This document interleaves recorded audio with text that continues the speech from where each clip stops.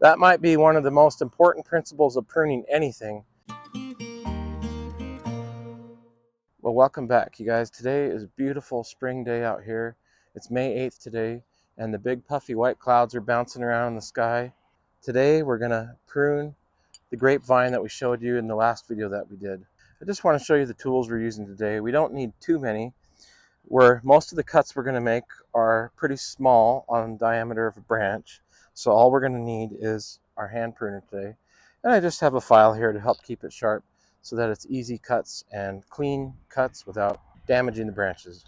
So let's take a look over here at the grape plant before we start making some cuts. And you notice today by May 8th that we have the leaf emergence starting to happen. The leaves are coming out, and even the flower packs are coming out where the grape clusters will form. There's two reasons that I'm pruning it at this point in time and in this stage. One of the reasons is because of the cold hardiness of grapevines and our area. So if we just zoom over to this plant over here, you'll notice we planted a new grapevine in there, because the one that we had there, which was the same size as this one, it was about 7 or 8 years old, it died because we got excited one spring, and spring was looking kind of warm. So at the end of January, we came and pruned. Here in Utah, the weather can be warm because we're in this desert here, and sometimes it can get really cold. So later on in February, we had some real cold snaps where we got down into the single digits for several days in a row, and it got frostbitten and it got killed. Winter kill, they call it. And actually half of this vine got killed off as well, which is why the trunk going this way looks so much bigger than the trunk going that way. We had to rebuild over time the trunk that got hurt here. That's one reason that we decide here in our region to prune a little bit later than sooner. So usually we'll prune these in April sometime. That leads me to the other reason we're pruning just a little bit later, is I wanted the leaves to bloom out a little bit, and I wanted the flowers to come out a little bit, to kind of show you what the plant is doing and what we're trying to do as we prune. It helps us to understand a little bit about where the grapes are developing at, where the leaves are coming out at, and some of the reasons why we're pruning the different areas we are. Now, one more thing before we get started on the pruning side, I just want to talk a little bit about down here at the trunk at the ground level. A lot of times in the big agricultural vineyards and in orchards, they'll spray and kill the weed life, a strip down the different rows, and sometimes they'll leave green rows as well. They will kill all the weeds so that the vine or the orchard tree doesn't have to compete for all the nutrition and all the water with all the weed life around it. Because we're kind of in a park setting here, we're going to do more of a individual approach that will still give us the same results, maybe even better results than a spray row. We would put mulch around here and fertilize each tree individually, and the mulch will help keep the water up, and it'll also help keep the weeds down. Anyway, we did another video on fertilizing peach trees, and you may want to check that out to learn a little bit more about the mulch and the fertilization of the vines and the orchard trees. Let's talk a little bit about the structure that we have here. We have a lower cordon system, which is a very standard agricultural practice in the big vineyards. We have a variety called Candidus that we've trained to shoot its canes upward, and then they come up through the structure here and the tuck wires, and they come down with their vines, and all the grapage and the fruit production is along the support wire here in this region at about 3 feet high. And so the total height here is about 6 feet. So now with the lower cordon system, the canes are going to be going in the upward direction, as opposed to maybe a Concord grape where the cordon will be structured up high here at 6 feet, and the canes will be coming in a downward direction or an outward and then downward. And there's a lot of ways, different ways that people develop and structure and prune the grape system. And at our park, we went for a really simple method that's easy to maintain, maybe one of the easiest to come along and maintain every season. So what's going to happen here is we're going to end up cutting about 80 to 90% of the old foliage off up here so that new canes and new foliage and leaves can grow. So now that we've kind of talked about general structure, where the arms will go, or if it's a higher cordon or lower cordon like this one. Let's talk about the next set of structure coming off the big arm. So what we have here is called a spur or a nodule, but really what it is a branch or a vine or a cane, they call it. And we selected this branch or this vine or this cane to become our place of origin for the new growth to come out of every year. And we've tried to do that along the arm every 4 to 5 to 6 inches here. That's a pretty good amount of spacing for the fruit to grow, the leaves to have space. And even that, sometimes we'll be doing some thinning on, maybe there's too many clusters of grapes developing. We might thin a few of those off to get better flavor on the other ones. And we might even do extra pruning or leaf pulling to open up for air to let those ripen even better. So that's kind of the basic structure of what's happening here, what we're trying to maintain every year. And we're trying to maintain these arms within this, I believe it's about 9 feet here on this particular section. So we're trying to maintain those arms, and we're trying to maintain these production points coming off the arms, these spurs they call them. So the rest of this stuff is all new growth, and we need it to grow all that again this year, but we're not trying to maintain all this stuff up here. And these down here, for example, are doing something else too, so they're not part of our structure. Now, if we were to leave this grape exactly like it is and just let it go this year, and you can see it's got grapes coming out all over these vines, and there's leaves coming out all over these vines, and this would turn into the Great Wall of Grape China. And also, we would have a bunch of tiny little grapes that probably don't taste very good. They taste like sour little grapes everywhere. And a lot of them probably wouldn't even develop very well or properly. We want the vine to be able to focus on producing really nice grapes and having the room to do its new leaves without being encumbered upon itself. If you even come look up here, you will notice that as we prune, this is kind of a pain too, the little vines wrap around the tug wires. They even wrap around each other, and they even cut each other off. And you can see one here wrapping around its own stem right there. That might be one of the most important principles of pruning anything, because even in row crops where you're growing beets and carrots and lettuces and cabbages, you can't have 10 cabbages all within 6 inches. They all have to have their spacing.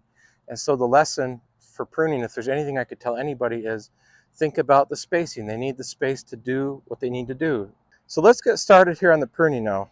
So the first place I'm going to prune is down here, because we're trying to maintain our structure up here. So that means these have got to go down here. And I'm going to cut them off as close to the trunk as I can to try to motivate the tree to heel those over and not grow there too much. So that's part of the training process, is we're trying to train the tree where we want it to send out its vines every year. These are all intertwined with the other vines up in here, so it's really hard to do that, but I'm just going to do it piece by piece today. So we're going to come up here and we're going to go this way first and do this arm first. So we have this spur right here coming off at about 4 or 5 inches there away from that one. And I like to use my hands sometimes to help measure that. So on this one, you can see that last year we have 2 coming off over here, and we have 2 coming off over here. And kind of the cool thing too is you can even see where the grapes were coming off. Typically, for mass production purposes, we would only want to leave two buds and leaf packs on each spur. So we would have cut it right there about an inch above where that's coming out, because there's going to be some dieback happening, and it'll die back just a little bit. But if we cut it really close to that, it might die back even to here, and that'll get killed off. So we want it to die back a little bit, but not interfere with this one that's still left here. So what we're looking to do is to leave about 2 shoots off each spur for the season.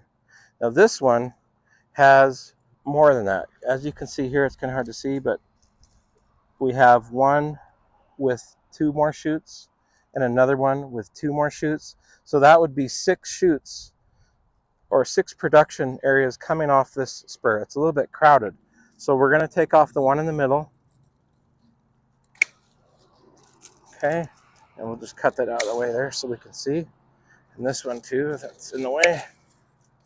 So right here we have 2 more coming off the same spur. Now, you have a decision to make here. If this is in your yard and you say, hey, I wouldn't mind trying to get a few more grapes off the thing. You could do something like cut that one up nicely and leave it there for production too. So I have a lot. Maybe I would even cut that down to maybe even just that, where I would have 4 coming off this one spur. Well, that's a full load. That's a heavy load, but you can do it. But again, in a commercial setting, in the agricultural setting, we don't have time when we're going through 5,000 vine plants down the endless rows. We don't have time to do that. So what we would do normally is we just put it at 2 because we know that that's the number we're looking for, and we're leaving it at 2, and that's that. The one that we left on here, we have 2 growth sections coming out, and even within the one section, look, we have 2 clusters of grapes developing off that, and we have 2 coming off that as well. So there's no shortage of grapes in this area. Think about 4 clusters all sitting right here together. That's a lot. So we may even need to thin one of those off later. So that's what we mean when we don't want to leave so much. We're moving down the line. We got some more production over here. We got kind of a newer one that developed. It's a little bit bigger and more robust and higher, and that's okay. We also have one over here that's got a lot of minuscule growth. I don't think it got as much energy from last year, but we can choose to keep some of these, or we can choose to keep this one. And for me, I think I'm going to cut this one off over here, just get rid of it, and I'm going to go with this new one. I'm just going to trim it up a little bit. I think I'll go right there. And so what we have here, you can see we have this bud right here, and we have this bud pack right here. So again, we have 2 coming out right here, only 4 inches away from that one. You see how these 2 coming out are not as developed as these other ones here? And that's because we had a strong stem going up here. And if you look up here, we had all sorts of development where the energy was focusing up into these areas. So now that we've cut this, it should make these ones move a lot quicker and start to pick up the energy that was being transferred into this area. Coming down the line again, we're about 6 inches away on this next one, and we have 2 brand new shoots coming out here. So we're just going to trim off a little bit of that deadwood there and get rid of that. And then that one's ready to go. Now, this one's kind of tucked under our trunk line there, but I think it'll be okay for this year. And let's come down again. We have a big spur here that has developed. So we got a lot. It's a very favorite spur. There's a lot coming out of there. So there's some coming underneath. I'm going to get the ones that are trying to come out underneath and just shave them right down, trying to tell the vine plant that, you know, we don't want those. Let's see if I can get it from this angle. It's hard to see. Okay, we got that one. So we have it poking up here. We have some old stuff there. So I like this one coming out. And I like this one coming out over here. So I think I'm going to pick that one over there, cut that one off, and cut this extra piece off. Clean it up and organize it well. Let's get it looking organized and get spacing. Okay, there's a piece hanging off there. Let's just get rid of that. And anything else that's there, we'll just get rid of. Okay, so then we have this one poking up, and it's ready to go. So we're coming over to this one. It looks like that area got cracked off, so we'll just cut that out of there then. Get rid of that one. And here we are with this one kind of coming from underneath, and this one's kind of coming from the side, so I think I will keep that one and try to work with that one. And sometimes it's hard to train these varieties to do what you want them to do. Cannabis is not necessarily a variety that wants to do an upward growth, but we've been training it that way, and it's responding mostly well. So here we go down the line again. We'll just chop out some of that one that's dead already, and we can decide what we want to keep. We have a strong one here coming out, so I think we'll keep that one and leave that one. And then we got a little bit further down the line this one.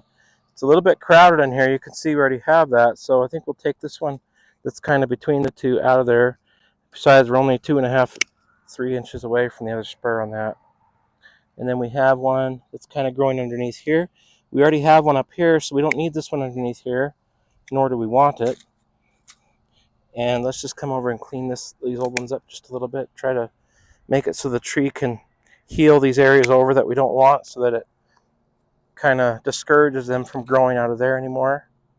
Okay, so we have that one there. We're going to cut this one off, let this one come up, and then we have one on the very end over here, and we're going to cut that right there and let this one grow up into the tuck lines. They're all going to grow up into the tuck lines. Now, just a point before we go to the other side, this branch was growing kind of over into here. Now, if we wanted to, we could keep letting this grow out and build the structure further and further and further and keep taking spurs off it and grow over here. Now, it just so happens this plant is over here, so we don't need to do that. So in our case, we cut this off right here at the pole, and that's as far as we want to go. All right, let's come this way now. So we have one spur there. So let's trim this off right here and trim it off right there. Kind of clean it up a little bit, and then that one's ready to go. And let's go to the next one.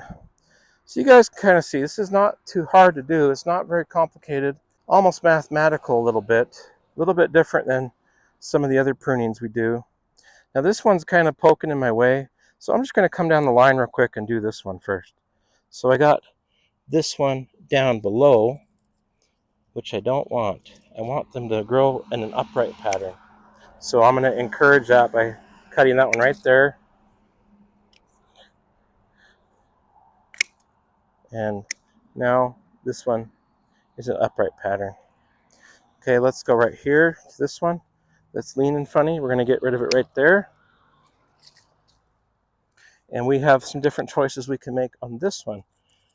We could keep these ones here and kind of work with them, or we could go up higher and keep this one. So I would cut it right there if I chose that. Just cut some of this out of here real quick so we can see what we're doing. Or we can come down here and choose this. But we're just thinking a little bit harder about it today, because we're trying to do it for the people that might only have 1 or 2 plants in their yard. So I think I'm going to keep these ones that are growing over here today. Now, you might say, well, this one's a more upright pattern. So that's true, but it's almost overlapping to this one a little bit, and this one is in its own space, so I like that better. Again, you could make a choice. You could have kept either one of those or both if you really wanted to. All right, let's just start back over here again, and we'll work our way. I got a little ahead of myself there. And we got this big one here. So this one got pruned up kind of high last year. So I don't want it to get way too up in here. So I got a choice to make. I can take this one or that one. I think I'm going to take that one right there. And let's move down to the next one here. I'm going to cut off this big one and trim that up. We're going to try to keep things low. This one's going a little bit high, but doing the best we can here. I think I'll cut that off and leave this one. And over here, I got one poking out into this guy's realm. So I'm just going to get rid of him.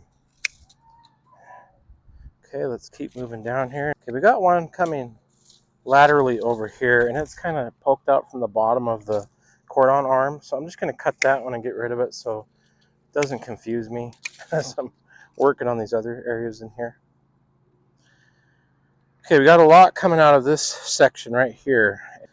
All right, so let's go here to this spur. I'm going to cut that one off right there, and I'm going to trim it right there and let this one grow, the brand new one. And this spur is right here, but it's kind of gone a little bit sideways, but I'll just keep it anyway. I want some grapes after all. Okay, we got one coming from underneath here, so I'm going to get rid of that one. And we got one here, and I like the one that's growing there, so I'm going to cut this down. And looks like we're missing a spur right here. Too bad. Well, maybe one day the plant will decide to shoot something out there. So let's go to the next one here, and we'll chop it right there. Keep 2 of the shoots. Don't mind keeping an extra shoot on this one because it's got a little extra space to fill out into there, because that one was missing a spur. So let's come over here. We'll chop that down. And so we're thinking about spacing now. Even though this right here is one spur coming off the main trunk, it has turned into two. So I'm willing to say, well, that's okay. So long as I got the spacing, let's grow this one out here a little ways and that one, and they'll have room to both come up into the tuck lines and produce their fruit. So those are some of the strategic moves you're thinking of in the big picture. So here we have the end one. We got some different stuff shooting off, so we can pick some of it. I think I'm going to take the one coming out this way. It's got room there. And we'll come over here. We got one that's kind of trying to come up the side of the pole here. I think I'll cut it right here. And I'll keep those two right there for the end. And I'll take that down there. Okay, let's just cut those out of the way so we can see. And we have one left here. You know what? I'm going to keep that for an extra grape. Okay, so I kept that one.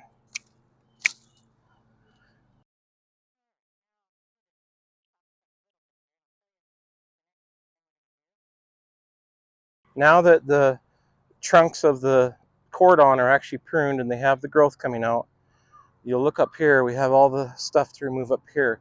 And a lot of these are wrapped, they're little viney things around the tuck wires. So it's going to be a little bit of a challenge, but maybe we'll speed this part up, but I'm just going to go for it and try to bring it all down onto the ground here.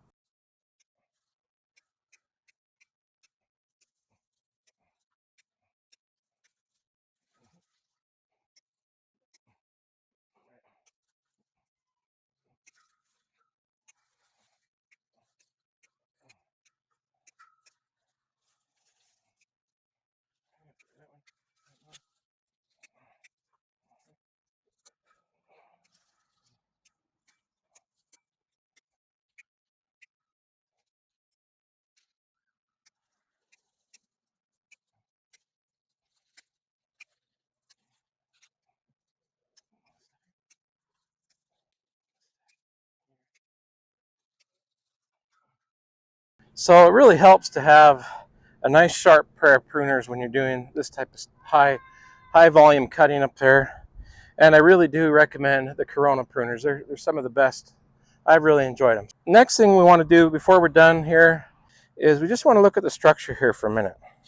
Now, one of the things we're doing is we're holding up the arms of this trunk along this support line right here, this 1/4-inch cable. Because these arms get really heavy during the season with all that fruit hanging on them and all the canes and the vinage. So this cable does a really good job of supporting all that weight.